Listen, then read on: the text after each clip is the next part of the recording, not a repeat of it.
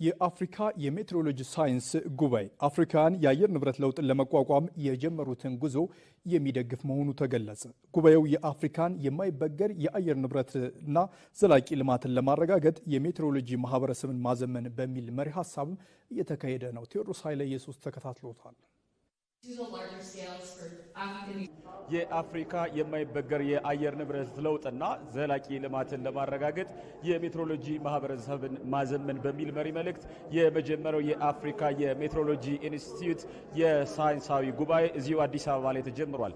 በዚሁ ጉባኤ ላይ የመክፈቻ ንግግር ያደረጉት የኢትዮጵያ የሜትሮሎጂ ኢንስቲትዩትና የዓለም የሜትሮሎጂ ድርጅት የቀጠና አንድ ዋና ዳይሬክተር የሆኑት አቶ ፈጠነ ተሾመ በተለይም ይህ ጉባኤ ለአፍሪካውያን መላ የሚዘይድ በጣም በርካታ ሳይንቲስቶች ከፍተኛ የትምህርት ባለሙያዎች የሚገኙበት በመሆኑም አፍሪካ ከዚህ ጉባኤ ትርፍ የምታገኝበት መሆኑን አንስተዋል።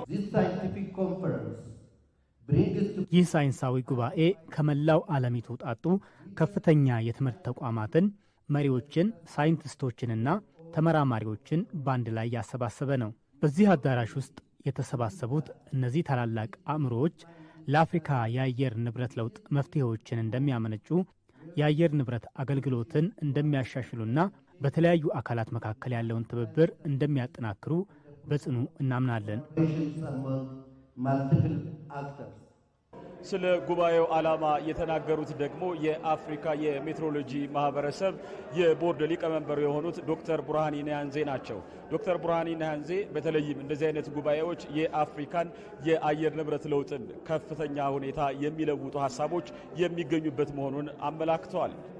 The main objectives of the African Meteorological Society first scientific በዚህ ጉባኤ ላይ የተነሱት አራት ዋና ነጥቦች የፖሊሲ ድጋፍ፣ የአቅም ግንባታ፣ የመረጃ ጥራትና አዳዲስ ቴክኖሎጂዎች ለወደፊት ስራዎቻችን እንደ መመሪያ ያገለግላሉ።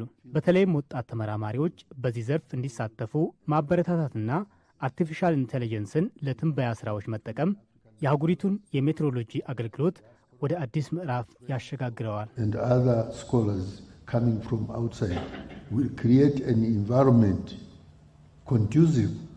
በዚሁ ጉባኤ ላይ የተገኙት የዓለም የሜትሮሎጂ ድርጅት ምክትል ፕሬዚዳንት ዶክተር አንገስ በተለይም ደግሞ የዓለም የሜትሮሎጂ ድርጅት ከአፍሪካ የሜትሮሎጂ ማህበረሰብ ጋር በጋራ ለመስራት ቁርጠኛ መሆኑን አመላክተዋል።